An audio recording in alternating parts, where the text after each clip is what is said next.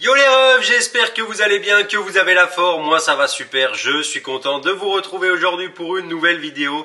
Au programme, je vais vous donner mes avis et mes pronos pour les quarts de finale de la Coupe du Monde qui commence cet après-midi à 16 heures. Alors, avant qu'on rentre dans le vif du sujet, comme d'habitude les refs, si jamais vous appréciez les vidéos, n'hésitez pas à mettre un petit pouce bleu, à me le faire savoir en commentaire, à vous abonner à la chaîne si c'est pas déjà fait, c'est très important. N'hésitez pas non plus à activer la cloche des notifications pour être sûr de ne rien manquer. D'ailleurs, en parlant de ça, il y a pas mal d'annonces et de vidéos sympas qui arrivent après la fin de la Coupe du Monde. Donc voilà, si vous voulez être au courant de tout, n'hésitez pas à activer cette cloche des notifications. La dernière fois qu'on s'est vu, je vous donnais mes pronos pour les huitièmes de finale. D'ailleurs, soit dit en passant, j'ai fait un 100%. Je m'étais pas trompé une seule fois. Donc on va essayer de continuer sur ce rythme-là aujourd'hui et on va commencer par parler tout de suite du match de l'équipe de France, le match France-Angleterre. Alors, ce quart de finale qui oppose la France et l'Angleterre, il était attendu. Voilà, sans faire offense ni aux Sénégalais ni aux Polonais, la France et l'Angleterre étaient favoris de leur huitième de finale respectifs. L'Angleterre s'est qualifiée en battant le Sénégal 3-0 assez tranquillement. L'équipe de France a quant à elle disposé de la Pologne, pareil 3-1 de façon plutôt tranquille. Je pense que le score aurait même pu être plus sévère côté équipe de France si ça n'avait pas été pour un penalty douteux de Lewandowski en fin de match et un magnifique but refusé pour absolument aucune raison à Olivier Giroud en deuxième mi-temps. Voilà, je pense que la France était nettement au-dessus. Dans l'ensemble, les deux équipes méritent largement leur qualification, pour être honnête.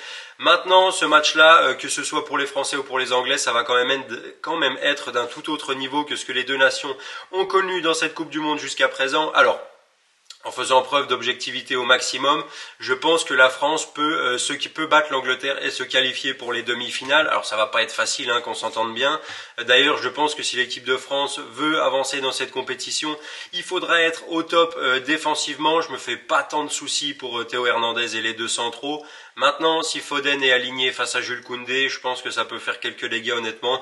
C'est que Koundé, c'est pas un latéral de formation, c'est pas le meilleur défenseur de l'équipe de France tout court non plus, donc voilà. L'attaque anglaise c'est quand même d'un tout autre niveau que ce que la France a rencontré jusqu'à présent, donc il faudra être concentré au maximum, sachant que l'équipe de France n'a pour l'instant pas réussi à boucler le moindre match sans prendre de but. Alors tant qu'on gagne, vous me direz, c'est pas le plus important, mais là, on rencontre quand même une attaque de très très haut niveau. Moi, personnellement, je pense que le match, il se fera au milieu. Pourquoi? Parce que si Rabiot, Chouameni et Griezmann arrivent à déjouer les plans de Declan Rice, de Jude Bellingham et Jordan Henderson au milieu, je pense que la France aura quand même un sacré avantage. Alors c'est pareil, je me fais pas des masses de soucis pour Rabiot et Griezmann, qui sont vraiment au top depuis le début de la compétition. D'ailleurs, même si les stats le montrent pas, je suis quand même pas loin de penser qu'Antoine Griezmann, c'est un des meilleurs, si ce n'est le meilleur joueur du mondial jusqu'à présent, tant il est précieux pour l'équipe de France, que ce soit à la récupération, dans les duels, à la relance des actions. Il est vraiment incroyable depuis le début de la compétition dans ce rôle de milieu un peu plus reculé que ce qu'il a l'habitude de jouer habituellement. Et en attaque, même si on entend parler ces derniers jours de plan anti-Mbappé préparé depuis 2 ans, je sais pas quoi, s'inspirer de Chelsea contre Barcelone en 2012, les journaux anglais nous ont parlé d'un peu tout et n'importe quoi.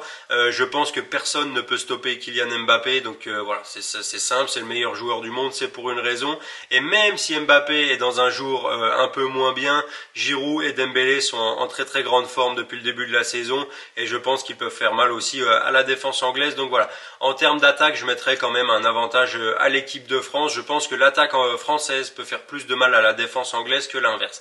Maintenant voilà, je pense que ça va rester dans l'ensemble un match serré. Je m'attends pas à une avalanche de buts non plus, honnêtement. Je pense si je devais donner un pronostic, je partirais plutôt sur un petit 2-1 pour l'équipe de France. Voilà, je pense que la défense française, je les vois mal. Je vois mal l'équipe de France réaliser son premier clean sheet de la compétition sur ce match-là quand même, parce que voilà, on a quand même montré quelques lacunes défensivement face à une attaque du calibre de l'Angleterre. Je pense que ça va être un peu plus compliqué.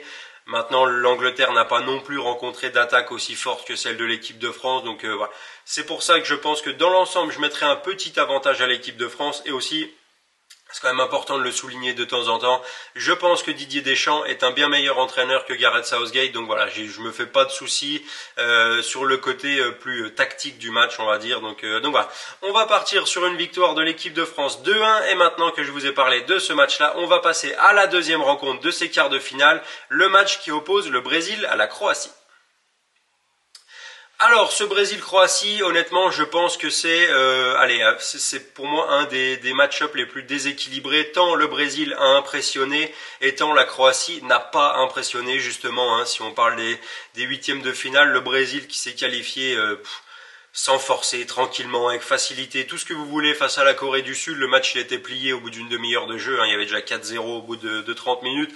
D'ailleurs, les Brésiliens ont beaucoup levé le pied en deuxième mi-temps, parce que je pense que s'ils avaient continué sur le même rythme, ils auraient sincèrement pu en mettre 8 dans le match. Un temps, ils étaient au-dessus. On avait l'impression en première mi-temps qu'à chaque fois qu'ils attaquaient, ça faisait but. Donc voilà, on sait qu'offensivement, ils ont quand même une armada offensive qui est très impressionnante. Et la Croatie, au contraire, qui n'a pas impressionné du tout dans son huitième de finale face au Japon. Pour moi, c'est déjà miraculeux qu'ils en soient là, hein.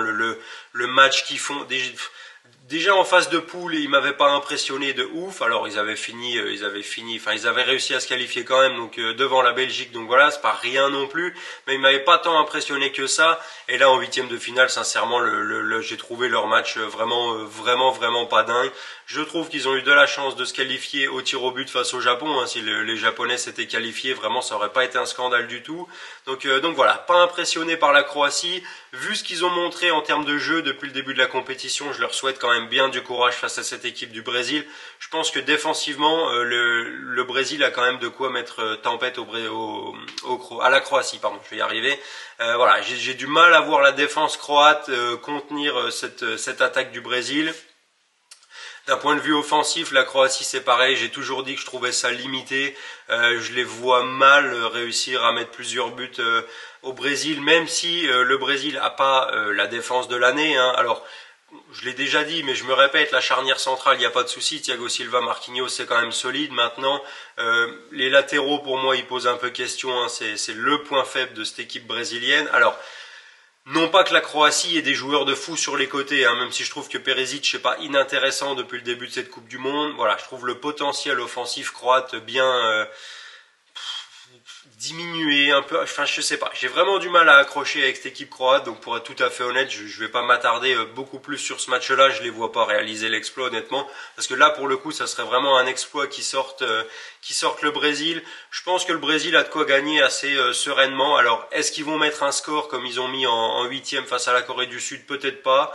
Mais je les vois quand même s'imposer. Moi, je partirais, si je devais donner un avis, sur une victoire 2-0 du Brésil avec un but de Neymar et un but de Vinicius. Et maintenant, on va passer à la troisième affiche de ces quarts de finale, le match Pays-Bas-Argentine. Pays-Bas-Argentine, un match qui, sur le papier, est quand même assez équilibré. Alors c'est pareil, là pour le coup, je m'attends à un match serré avec vraiment pas des masses de buts. Pourquoi? Parce que je trouve que la défense des Pays-Bas est quand même une défense de très bon niveau. Pour moi, c'est une défense qui est bien supérieure à celle de l'Argentine. On rappelle le parcours des deux équipes, les Pays-Bas qui ont fini premiers de leur groupe et qui se sont qualifiés en battant les États-Unis assez facilement 3-1 en huitième de finale, avec un but de Memphis Depay, un but de Daley Blind et un but de Denzel Dumfries qui avait fait un très gros match en huitième, hein, d'ailleurs, avec un but et deux passes décisives. Et l'Argentine qui s'est qualifiée face à l'Australie, mais qui s'est quand même fait peur jusqu'à la 95e, hein, parce que si l'attaquant australien remporte son face à Emi Martinez à la 95e, on a peut-être une conversation différente aujourd'hui. Donc voilà, moi sincèrement je trouve ça affolant que l'Argentine se fasse peur jusqu'à la 95e minute face à une équipe comme l'Australie. Ça montre encore les points faibles défensifs de cette équipe de l'Argentine, même si dans le jeu, ce qu'ils ont proposé face à l'Australie, c'était quand même bien mieux que ce qu'ils proposaient depuis le début de la compétition, hein. Offensivement, voilà, ils ont eu pas mal d'occasions, ils auraient pu mettre bien plus que 2 buts. Donc voilà. Là, pour le coup, je vais quand même donner un petit avantage aux Pays-Bas. Alors, vous me direz, si l'Argentine se qualifie en demi-finale, ça relève pas du domaine de l'exploit, hein. C'est plus que probable. D'ailleurs, d'après les bookmakers, je pense que les Argentins sont quand même favoris pour ce match. Moi, perso, je vois les Pays-Bas passer. Pourquoi? Parce que, comme je l'ai dit, à ce niveau-là de la compétition, pour moi, ce qui fait vraiment la différence, c'est l'assise défensive. Et côté défensif, je trouve que les Pays-Bas sont quand même bien meilleurs que l'Argentine. Voilà, la charnière centrale, c'est très solide. Les joueurs sur les côtés, c'est pareil, ça attaque bien, ça défend bien. Donc voilà. Et puis, Les Pays-Bas, ils me donnent pas l'impression d'être une équipe qui a besoin de 15 occasions pour mettre un but. Je pense que voilà, ils peuvent sortir 3 fois en contre et mettre 2 buts, donc ça m'étonnerait pas qu'on soit sur ce type de match-là, c'est-à-dire l'Argentine qui garde le ballon, les Pays-Bas qui restent en bloc bas et puis qui essayent de sortir en contre le plus souvent possible. Moi, c'est comme ça que je vois le match. Je vois un match assez serré. Et alors, c'est compliqué de donner un score exact pour ce match-là, mais si vraiment je devais me mouiller, je pense que les Pays-Bas vont se qualifier et je mettrais victoire 1-0 ou 2-1, pareil, mais plus 1-0, parce que vraiment je sais pas, même si Léo Messi et ses compères d'attaque argentins sont quand même en belle forme depuis le début de la compétition, j'ai quand même du mal à les voir mettre plusieurs buts à cette équipe des Pays-Bas que je trouve vraiment. Alors autant dans le jeu, je suis pas fan parce que j'ai déjà dit d'ailleurs dans les vidéos précédentes que je trouvais que le jeu hollandais manquait un peu de cohérence offensivement, autant défensivement pour moi ils sont vraiment solides, pardon, ils sont vraiment costauds, donc voilà. Je vais mettre avantage Pays-Bas et je pense à une petite victoire 1-0. Et maintenant on va passer à la dernière rencontre de ces quarts de finale et là pour le coup c'est quand même une surprise de retrouver le Maroc jusqu'ici. Alors une surprise, non, une demi-surprise. Moi personnellement ça me surprend pas, je les avais annoncés jusqu'à ce stade de la compétition. Il s'agit du match Maroc-Portugal. Alors, le match Maroc-Portugal, il pourrait paraître comme une affiche déséquilibrée tant le Portugal impressionne depuis le début de la compétition. Alors, en phase de poule, ils se sont qualifiés sereinement. C'était pas le meilleur Portugal. Là, le huitième de finale où ils ont claqué un énorme 6-1 à la Suisse. Vraiment, on voit tout le potentiel offensif du Portugal. 6-1 sans Cristiano Ronaldo, qui avait quand même été mis sur le banc. Fernando Santos, pardon. Les avait portés, si je peux me permettre l'expression, en mettant Cristiano Ronaldo sur le banc pour titulariser Gonzalo Ramos, qui il a répondu présent, je pense, triplé. Vraiment, il a fait un très très très gros match. L'armada offensive portugaise en général est d'un très très bon niveau. Alors, en face, c'était la Suisse, c'était pas l'équipe de France, c'était pas le Brésil, mais quand même, cette équipe suisse, elle avait montré de belles choses. Donc voilà, c'est pas rien de leur en coller 6. Quand même, je pense pas que dans l'histoire de la Coupe du Monde, il y ait dû avoir énormément de huitièmes de finale qui se terminent sur le score de 6-1. Donc voilà, un très beau match des Portugais. Ah pardon, je bois un petit coup avant que je m'étouffe. Un très beau match des Portugais. Les Marocains, quant à eux, se sont qualifiés en battant l'Espagne au tir au but après un match. Sincèrement, moi j'ai trouvé ça d'un ennui mortel, pour être honnête. Les Espagnols qui font plus de 1000 passes dans le match, qui ont plus de 80% de possession, mais qui cadrent un seul tir en 120 minutes. Enfin, j'ai trouvé ça côté espagnol, sincèrement, d'une tristesse absolue. Derrière, on entend Rodri en conférence de presse dire oui, le Maroc n'a rien proposé dans le jeu. Bah d'accord, mais enfin, frère, vous avez cadré un tir en 120 minutes. C'est quand même pas la folie furieuse niveau stade, donc voilà. Pour moi, cette qualification marocaine, elle est méritée, sincèrement. Défensivement, ils ont été costauds, ils ont fait ce qu'ils devaient faire. Ils ont eu quelques rares opportunités en contre. Malheureusement, ils n'ont pas su les saisir. Ça fait rien, étant donné qu'au tir au but, ils avaient dans les cages un monstre, un mur, un Bono qui a sorti une séance de tir au but absolument incroyable. Donc voilà, le Maroc s'est qualifié au tir au but. Maintenant, alors première fois quand même, il faut le rappeler, première fois dans l'histoire de la sélection marocaine qui se qualifie pour les quarts de finale d'une Coupe du Monde. Maintenant, pour le coup, malheureusement, je pense que ça va s'arrêter là. J'ai du mal à les voir battre le Portugal. Je pense que les Portugais sont quand même bien meilleurs que l'Espagne. Je pense pas qu'on se dirige sur le même genre de match. J'ai du mal à voir le Maroc attendre en bloc devant son but et puis le Portugal faire 1000 passes et un seul tir cadré comme l'Espagne. Je pense que ça sera un match plus ouvert. Si je devais me mouiller, je pense que ce sera le match avec le plus de buts de ces quarts de finale. Dans l'ensemble, je pense que le collectif portugais et les individualités portugaises sont un cran au-dessus de celle de l'équipe du Maroc. D'ailleurs, point négatif à noter côté marocain, je pense que Nayef Aguerd sera absent en raison d'une blessure. Donc voilà, si Nayef Aguerd ne peut pas jouer, c'est quand même un gros point noir pour la défense marocaine. Je pense vraiment que le Portugal va se qualifier. Je pense qu'on verra pas mal de buts. Je mettrais bien, allez, je vois bien une victoire 3-1 des Portugais. Je pense qu'au milieu de terrain, ils sont supérieurs, même si le milieu de terrain marocain réalise une très très belle compétition, que ce soit Ounahi ou Amrabat au milieu, c'est très très très costaud. D'ailleurs, Luis Enrique n'a pas manqué de faire les louanges de Unai, hein, le milieu marocain, en conférence de presse après le match, ce qui prouve bien qu'il réalise une très très belle Coupe du Monde, tout comme Sofiane Amrabat. Hein. D'ailleurs, depuis ce huitième de finale face à l'Espagne, pardon, il y a déjà des rumeurs qui circulent comme quoi l'entourage d'Amrabat aurait rencontré Jürgen Klopp et les dirigeants de Liverpool pour un éventuel transfert. Donc voilà, ça sera à surveiller dès la fin de cette Coupe du Monde. Mais pour ce match-là, dans l'ensemble, je vais mettre avantage Portugal.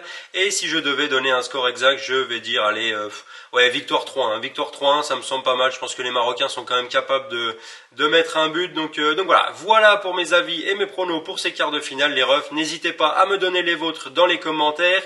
Comme d'habitude, n'hésitez pas, si la vidéo vous a plu, à mettre un petit pouce bleu, à la partager un maximum autour de vous et à vous abonner à la chaîne. Et en attendant qu'on se retrouve pour les débriefs, alors je sais pas si je serai en mesure totale de proposer des débriefs pour le match du Brésil et le match des Pays-Bas. J'essayerai de faire des débriefs pour ceux de l'équipe de France et du Portugal. En attendant qu'on se retrouve pour ces vidéos là, les refs, comme d'habitude, portez-vous bien et à la prochaine.